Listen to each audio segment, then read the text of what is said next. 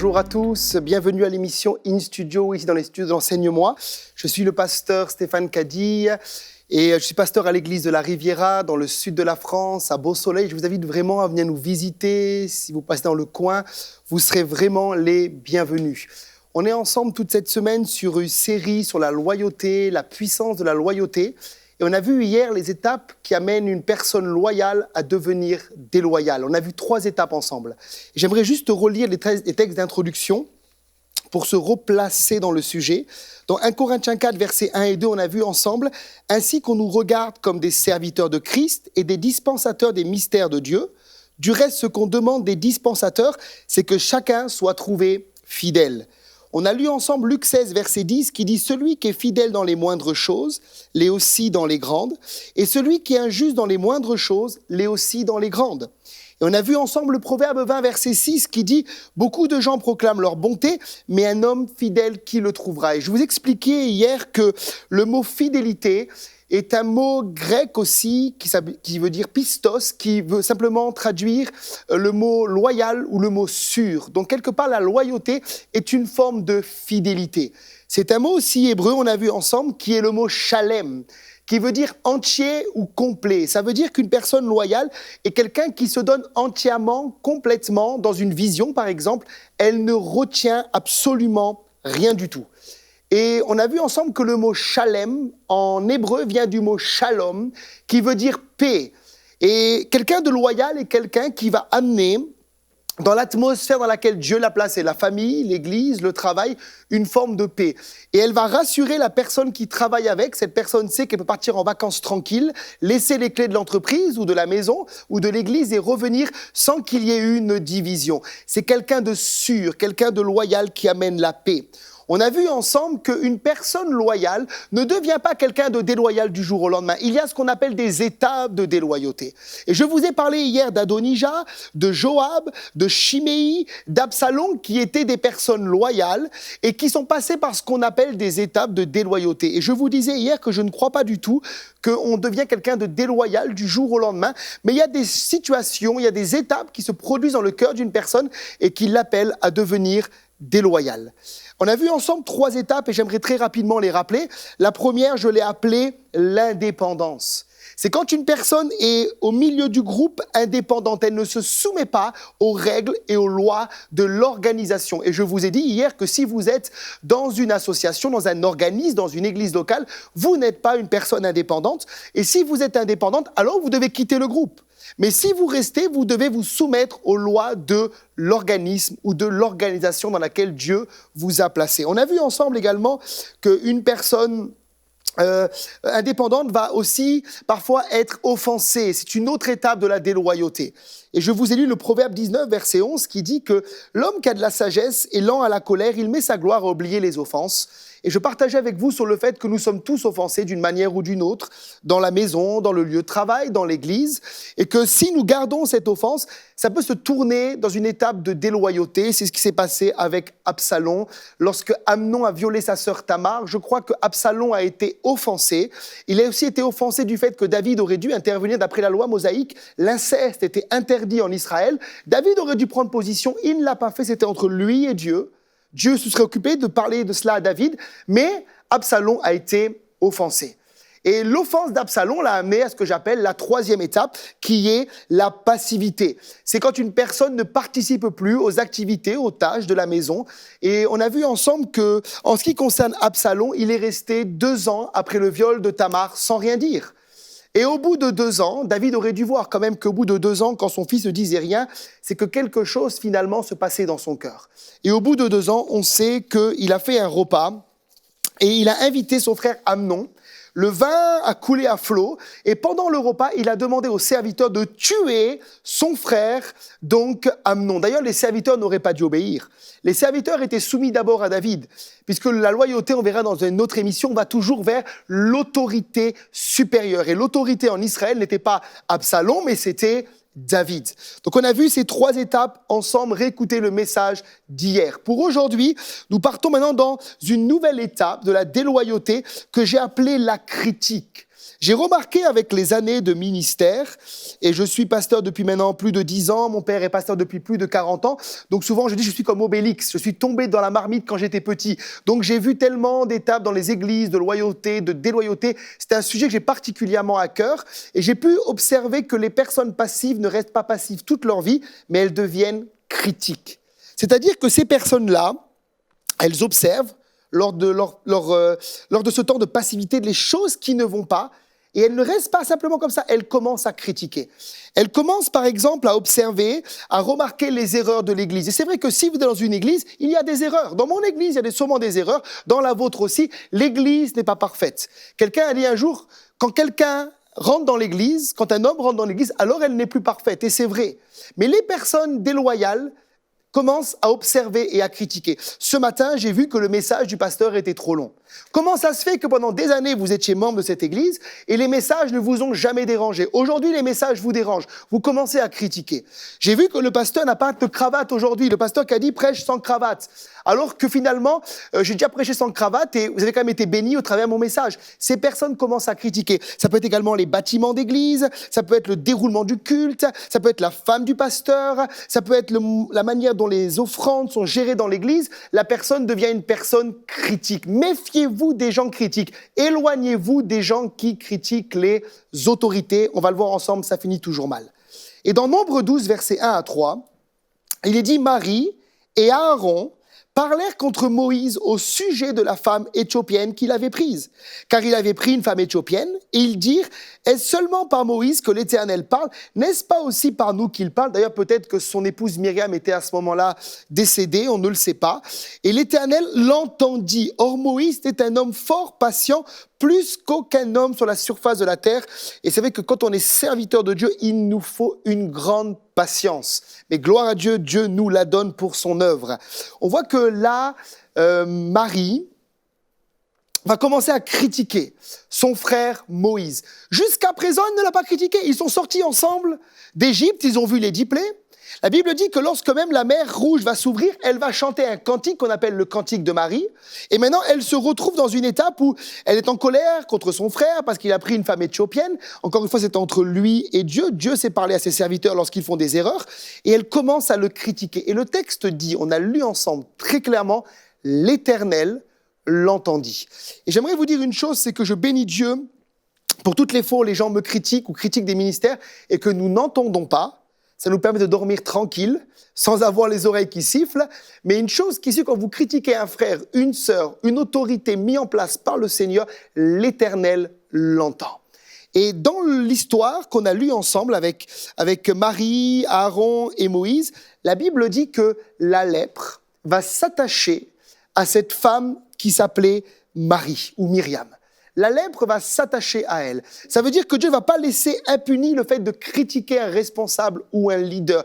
Et j'aimerais vous dire, si vous êtes quelqu'un de critique, vous devez absolument demander au Saint-Esprit de changer votre manière de parler, de sanctifier votre bouche, de sanctifier votre langue. Et un excellent moyen de sanctifier sa langue, c'est de parler en langue. Shekari babaso rasatata rosototo kariabasata. Quand vous parlez en langue, vous parlez des mystères de Dieu et ça vous empêche de critiquer. La même langue qui parle en langue ne peut pas une heure après critiquer son responsable, c'est impossible, à moins que la personne ne se laisse pas conduire par le Saint-Esprit.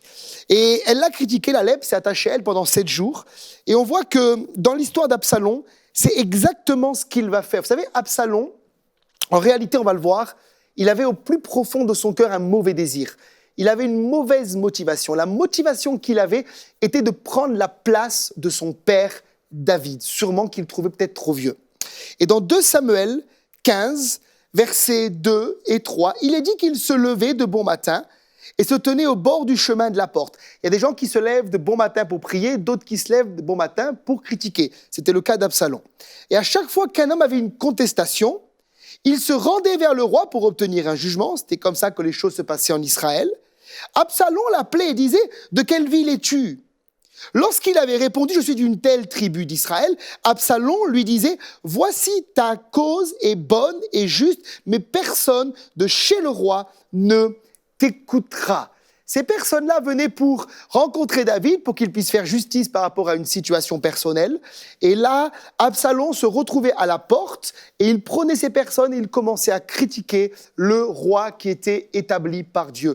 J'aimerais dire que si dans votre entourage des gens se lèvent de bon matin, tapent à votre porte pour venir simplement critiquer les autorités, n'ouvrez pas la porte à ces personnes. Ne soyez pas des personnes qui ouvrent la porte à la critique. Vous ouvrez la porte au péché. On a vu que Myriam a été frappée de la lèpre. Ces choses ne plaisent pas à Dieu. Et j'aimerais vous encourager, si vous avez un œil critique sur les choses, il y a des gens qui ont un œil critique. Dès qu'ils rentrent dans un endroit, ils regardent les choses qui ne vont pas. Alors vous verrez les imperfections. Parce qu'il y aura toujours, comme tout à l'heure je disais en début d'émission, des choses imparfaites. Mais si vous portez un regard d'amour sur les choses, comme le Seigneur nous encourage à le faire, alors vous verrez le positif. Quand vous regardez un verre, par exemple, vous voyez un verre qui est ou bien à moitié plein, ou bien à moitié vide, et des gens sont très critiques et voient constamment le verre à moitié vide. Vous devez renouveler votre intelligence et changer votre manière de penser et de parler. La 5e étape, je l'ai appelée la politique. C'est quand une personne, ensuite, qui a critiqué, cherche ce qu'on appelle des adhérents à sa manière de penser. Et souvent, j'ai remarqué que cette personne-là va faire croire aux gens qu'elle a trouvé dans l'Église un véritable problème qui mérite d'être examiné. On a vu dans le premier message que la politique a réuni Adonijah, elle a réuni Joab, et ensemble, ils ont embrasé leur parti et ils ont voulu se lever contre le roi que Dieu voulait mettre en place dans ce temps-là, qui avait vraiment reçu pour moi le manteau, et c'est clair, ce qu'il a bâti le temple, c'était Salomon. Et on voit que les gens critiques vont se réunir et passer à la 5e étape qui est la politique. Ils vont examiner le problème. Ils vont croire qu'ils sont appelés de Dieu pour changer les choses. Je crois que Absalom se tenait sur les bords du chemin et qu'il devait critiquer les gens pour les ramener dans son parti. Peut-être que, par exemple, il disait aux gens, tu sais, on l'a lu ensemble, tu vas aller voir le roi.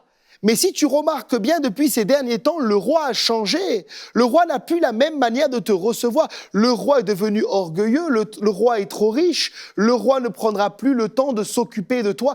Et c'est comme des semences de mort qui rentrent dans le cœur des personnes. Mais en réalité, la personne qui fait ça, elle fait de la politique. Elle cherche à ramener les gens dans son parti. Et peut-être qu'elle disait que le roi David était trop vieux, qu'il avait du mal à assumer ses fonctions, qu'il fallait prier pour lui, que le temps pour lui de la grâce était terminé. Voilà ce que font les gens qui marchent dans la déloyauté.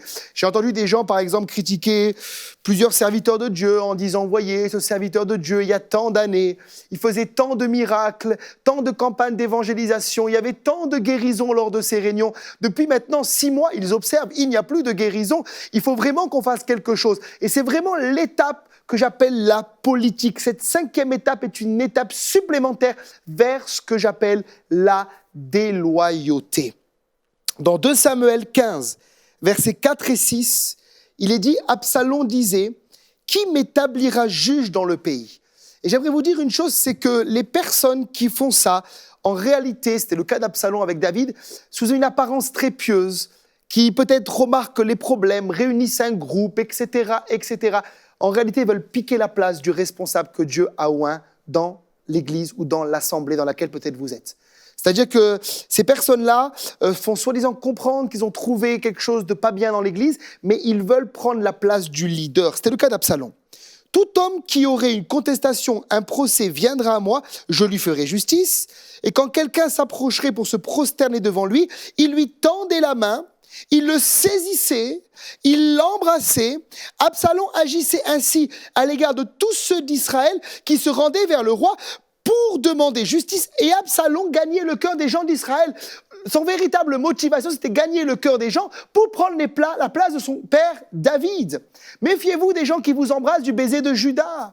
Il y a des gens qui ont déjà dit, des gens qui ont fait des coups, de la division, de la déloyauté. On verra, ça arrive à toutes les églises. Toute église connaît au moins une fois ce qu'on appelle la déloyauté, puisque Jésus a connu également la déloyauté dans son temps avec un homme qui s'appelle Judas. Ces personnes-là disaient, mais vous voyez, le pasteur qu'a dit, mais il ne vous embrasse plus en ce moment. Mais quand tu as 300 bisous, 250 bisous à faire le dimanche matin, tu ne peux pas forcément le faire à tout le monde. Mais ces personnes-là, comme Absalom, prennent dans les bras, ils embrassent, ils montrent de l'affection, ils font la visite que peut-être le pasteur n'a pas le temps de faire. Mais en réalité, ce n'est pas pour une bonne motivation. C'est juste pour amener les gens à embraser leur parti et pour pouvoir frapper fort le jour où la déloyauté va devenir manifeste. En tout cas, cette étape-là, j'ai remarqué dans toutes les assemblées que j'ai faites, c'est l'étape où la personne vient voir le pasteur en disant « Beaucoup de gens pensent comme moi, nous sommes un groupe à penser qu'actuellement les choses ne vont plus. Je vous en supplie dans le nom du Seigneur Jésus. Si vous êtes dans ce groupe, quittez rapidement ce groupe. Soyez dans le groupe des personnes qui édifient, qui baptisent, qui construisent, qui prient, qui soutiennent la vision de leur leader. La Bible dit qu'à un moment, Moïse avait les bras fatigués et que Hur et Aaron vont lui lever les bras. Et pendant qu'il levait les bras, c'est l'image de la prière, Josué, dans la vallée, combattait Amalek et était vainqueur sur lui. Faites partie de ce groupe-là. Ne faites pas partie du groupe des personnes qui sont dans la politique et qui vont venir voir le pasteur en disant « Nous avons remarqué qu'actuellement les choses ne vont plus ». Souvent, quand les gens en sont là, c'est parfois très difficile. Je n'ai pas le temps de m'exprimer pleinement sur ce sujet-là, mais j'ai remarqué que c'est très dur pour quelqu'un de déloyal de se repentir. J'ai vu très peu de personnes, c'est arrivé une fois dans mon ministère, qui sont arrivées jusque-là et qui se sont repenties. Il y a comme on va voir, c'est la 6e étape, un esprit de tromperie qui vient. Et je passe à ma 6e étape, qui est la tromperie. Ça veut dire que cette personne-là, ou ces personnes-là, sont maintenant convaincues que Dieu est derrière ce qu'ils font. Ça s'appelle un esprit de tromperie. Sinon, ils ne feraient pas la chose. Ils sont convaincus que le Seigneur les approuve, que le Seigneur les envoie, qu'ils ont une mission de la part de Dieu pour maintenant mettre un terme à ce qui ne va pas dans l'Église. Ça s'appelle un esprit de tromperie. Sinon, ils ne le feront pas. Moi, toutes les personnes qui ont quitté mon assemblée, par exemple, c'est arrivé, heureusement, il n'y a pas eu des centaines, mais quelques-uns, c'est comme toutes les églises, m'ont toujours dit « Je pars parce que Dieu m'a dit de partir ». Alors, je crois vraiment que ce n'est pas Dieu qui leur a parlé. Dans la parole de Dieu, il n'y a pas d'exemple, en tout cas, où Dieu demande à des gens de partir, de quitter l'Église. Même quand les églises ne vont pas dans les 7 églises de l'Apocalypse, la Bible demande aux églises de se repentir, de revenir à lui, de reprendre le feu du premier amour. Mais il n'y a pas écrit « quitter, partez ». Alors bien sûr, si votre église est une église apostate, vraiment, les choses ne vont pas. C'est un cas différent, c'est un cas extrême. Je parle d'une église équilibrée. On ne quitte pas l'église pour quitter l'église. Et souvent, les gens sont dans un esprit de tromperie. Ils sont convaincus que Dieu leur a parlé. Mais la question que je vous pose, c'est est-ce que vraiment Dieu vous a parlé ? Est-ce que vraiment pour faire du mal à un serviteur de Dieu, à son épouse, aux enfants, quand on quitte, il y a toujours des blessures, il y a des moments difficiles, des moments de tension, on part jamais sans faire des dégâts. Est-ce que vraiment Dieu est derrière cela ? Je ne crois pas notre Dieu est un Dieu d'union, un Dieu d'amour, un Dieu de paix, un Dieu d'ordre. Il n'est pas derrière cela. Mais les gens sont parfois convaincus qu'ils sont sous une onction de Dieu, alors qu'ils sont sous une onction mauvaise, qui est un esprit de tromperie. J'aimerais vous dire qu'une des manières dont la tromperie se manifeste, c'est que parfois les gens pensent, et j'ai remarqué dans le ministère, qu'ils sont maintenant devenus meilleurs que leurs responsables. C'est-à-dire qu'ils pensent qu'ils sont meilleurs que la personne qui les a fait rentrer dans le ministère. Je rappelle que votre pasteur est un père pour vous. C'est ce que l'apôtre Paul dira. Il dira à l'église de Corinthe qu'il avait implanté, il était apôtre. Vous n'avez pas plusieurs pères dans la foi. Vous m'avez moi, je suis le père de cette église. Et bien souvent, les gens pensent qu'ils peuvent être meilleurs que leur père, comme Absalom pensait être meilleur que David. Vous savez, c'est comme souvent, je prends cet exemple, quand vous êtes chez vous, et que vous regardez un match de tennis, soit un match de foot, un match de rugby, vous regardez le match et vous dites souvent « si j'étais à la place de cette personne, moi j'aurais fait comme ça ». Mais vous êtes dans votre canapé avec un verre de Coca-Cola ou de jus d'orange et vous critiquez la personne alors que vous êtes assis dans un canapé. Et vous n'êtes pas meilleur que la personne, c'est une illusion. Et les gens sont illusionnés, ils sont sous esprit de tromperie, ils pensent être meilleurs que le responsable qui les a enfantés, qui leur a appris ce qu'ils ont appris dans le ministère. Jésus dira que nous ferons des plus grandes choses que lui. Dans Jean 14, verset 12, vous trouvez ce verset « En vérité, je vous le dis, celui qui croit en moi fera aussi les œuvres que je fais, il en fera de plus grandes. » Et cette parole s'est vraiment accomplie, puisqu'on sait qu'aujourd'hui, des gens prêchent à des foules. Je pense à cet évangéliste qui s'appelle Reinhard Bonnke, qui rassemble des milliers, des millions de personnes, notamment au Nigeria. Et Jésus n'a jamais prêché à une foule aussi grande. Donc, c'est quelque chose de plus grand que Jésus. Je pense aux écoles bibliques aujourd'hui. Il y a des écoles bibliques aux États-Unis, en Europe, etc., ou en Afrique, qui rassemblent des centaines d'étudiants, alors que Jésus n'avait sous son leadership que 12 personne. Je pense également au fait que Jésus n'a pas prêché plus loin que 320 kilomètres de l'endroit où il est né. Aujourd'hui, on prend l'avion. Moi, j'habite dans le sud de la France. J'habite à côté entre Nice et Monaco. Je suis ici au Québec. J'ai pris l'avion. Je viens. Je fais des séries de messages. Jésus n'a jamais fait ça. Il a prêché simplement dans le territoire de la Galilée. Mais est-ce que pour autant, parce que nous pouvons faire des plus grandes choses que lui, est-ce que nous sommes pour autant plus grands que Jésus? Si quelqu'un ici se croit plus grand que Jésus, tu es sous un esprit de tromperie. Jésus dira, dans Jean 13, verset 16, en vérité, quand il le dit 2 fois, il faut vraiment écouter, je vous le dis, le serviteur n'est pas plus grand que son Seigneur, ni l'apôtre plus grand que celui qui l'a envoyé. Ce n'est pas parce que tu, peut-être, as vécu plus de miracles que Jésus, je pense à Smith Wigglesworth, qui a ressuscité plusieurs morts, les évangiles ne relatent pas plusieurs résurrections, bien que Jean dit quand même que pas tout n'a été écrit, et que si tout était écrit, les bibliothèques du monde ne pourraient pas contenir tous les livres concernant les miracles de Jésus. Je ferme la parenthèse. Mais en tout cas, une chose qui est sûre, c'est que si vous faites des plus grandes choses que Jésus, vous n'êtes pas plus grand que lui. Il reste le Seigneur, il reste le Maître, il reste le Roi des rois, il reste le Dieu puissant. Et c'est pareil pour votre leader. Si vous faites des plus grandes choses que votre pasteur, peut-être dans le domaine de la louange, des gens chantent peut-être mieux que moi, dans le domaine de la délivrance, où je sais plus de démons que votre pasteur, vous avez peut-être reçu un don de guérison, ce n'est pas pour autant que vous êtes plus grand que lui. Peut-être dans un certain domaine, vous excellez parce qu'on a tous reçu des dons différents, mais cela ne vous appelle pas à croire que vous êtes plus grand ou meilleur que lui. Dans le psaume 131, versets 1 et 2, il est dit, c'est ce que Absalom pensait concernant David, il pensait être plus grand que lui, « Je n'ai ni un cœur qui s'enfle, ni des regards hautains. Je ne m'occupe pas des choses trop grandes, trop révélées pour moi. Loin de là, j'ai l'âme calme et tranquille, comme un enfant sevré qui est auprès de sa mère. J'ai l'âme calme comme un enfant sevré. Restez comme cet enfant, ne vous élevez pas. Si vous vous humiliez devant Dieu, c'est Dieu qui vous élèvera au temps convenable. Mais Dieu rabaisse les orgueilleux.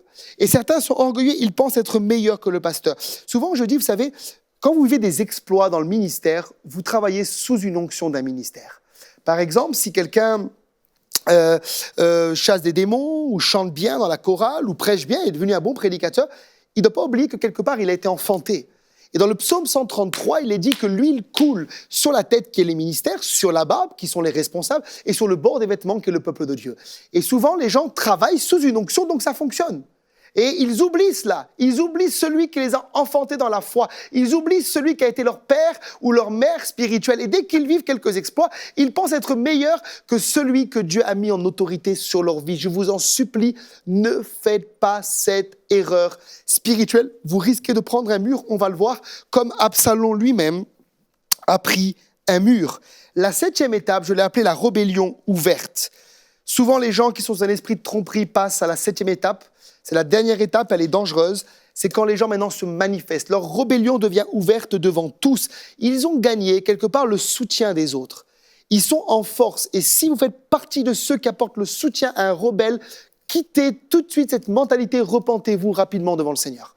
Et ces gens-là, maintenant qu'ils ont de l'autorité, maintenant qu'ils ont un groupe qui les suit, ils vont révéler ce qu'il y a au fond de leur cœur, ils vont trouver le pasteur et ils vont dire clairement au pasteur les choses qui ne vont pas et ils vont se rebeller ouvertement. Et c'est exactement ce que la Bible dit en ce qui concerne Absalom avec son père David. Il y a eu le temps, vous savez, où il est revenu. David va le ramener et il va rester encore un moment tranquille, il va faire ce qu'on a vu ensemble, la critique, la tromperie, pour être meilleur que son père, et il passe à l'étape de la rébellion ouverte. Dans 2 Samuel 16, verset 11, David dit à Abishai et à tous ses serviteurs, « Voici mon fils qui est sorti de mes entrailles en veut à ma vie, à plus forte raison ce Benjamite, laissez-le, et qu'il maudisse car l'Éternel le lui a dit, pardon. Le texte dit que voici mon fils qui est sorti de mes entrailles en veut à ma vie. La rébellion est claire, elle est ouverte. Et j'ouvre une parenthèse, souvent j'ai vu que beaucoup de gens déshonorent les pères spirituels qu'ils ont eus. Mon fils en veut à ma vie. Et souvent dans ma propre vie, dans mon propre ministère, les gens qui ont été des gens, qui ont marché dans la déloyauté, étaient des gens qui étaient comme des fils pour moi.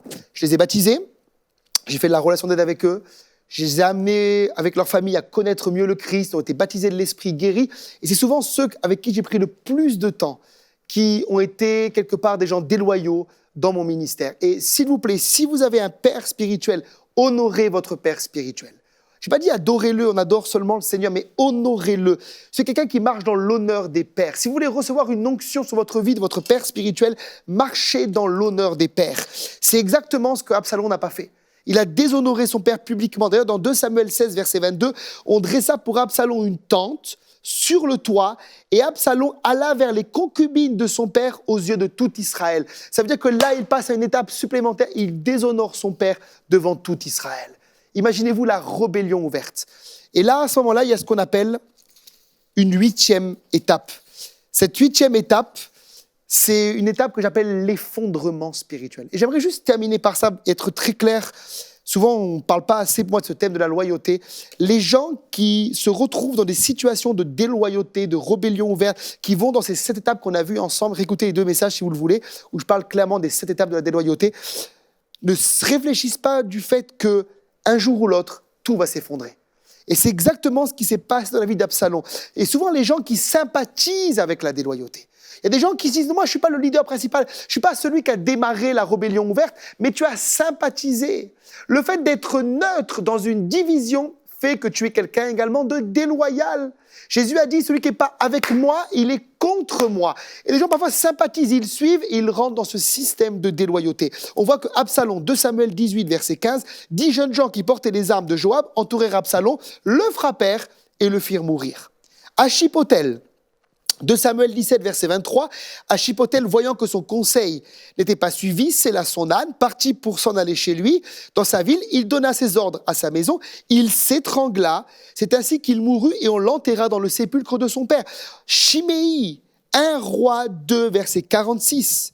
Le roi donna ses ordres à Benaja, fils de Jéhojada, qui sortit et frappa Chiméi. Chiméi mourut. La royauté fut ainsi affermie entre les mains de Salomon. Et en ce qui concerne Adonijah, 1 roi 2, verset 25, et le roi Salomon envoya Benaja, fils de Jéhojada, qui le frappa et Adonijah mourut. Et enfin, il y a Judas. On verra dans la prochaine émission que Judas était déloyal envers le Seigneur Jésus et il s'est pendu. Je crois qu'il y a comme une forme de malédiction qui s'attache à la déloyauté. Il y a une bénédiction qui est liée à l'obéissance, à la fidélité, à la loyauté. Il y a comme une malédiction qui est là, qui s'attache aux personnes qui marchent dans la déloyauté. Si vous avez déshonoré un père, déshonoré votre pasteur, déshonoré un leader, si vous êtes rebellé contre une autorité, là où vous êtes, j'aimerais prier maintenant pour vous et vous inviter à vous repentir. Peut-être fermez vos yeux et juste un instant, j'aimerais donner l'occasion peut-être à des personnes qui nous regardent, qui n'ont pas reçu le Seigneur Jésus, à recevoir premièrement Christ dans leur vie. On a vu ensemble qu'il a accompli de grandes choses, et la plus grande des choses qu'il a accompli, c'est sa mort à la croix et sa résurrection. Mettez la main sur votre cœur et dites, Seigneur Jésus, je me repens de mes péchés, je te donne mon cœur, je te donne ma vie, fais de moi une nouvelle créature, fais-moi rentrer dans le royaume de Dieu, deviens le sauveur et le Seigneur de ma vie. Je prie pour tous ceux maintenant qui également nous regardent. Baissez votre tête, fermez vos yeux et qu'on marchait dans la déloyauté contre un père ou une mère spirituelle. Je prie pour vous dans le nom de Jésus, que vos yeux s'ouvrent, que les écailles tombent de vos yeux, que maintenant vous puissiez comprendre avec le cœur de Dieu le mal que vous avez fait et que vous puissiez vous repentir et restaurer les choses. Seigneur, je prie que des restaurations prennent place maintenant dans les vies, dans l'autorité du nom de Jésus-Christ. Nous brisons la rébellion et nous déclarons sur vous la bénédiction, que Dieu puisse ôter la malédiction et mettre sur vous sa paix. Maintenant, recevez une onction nouvelle et fraîche dans l'autorité du nom de Jésus. En tant que pasteur et père spirituel, je vous bénis maintenant au nom de Jésus. Amen.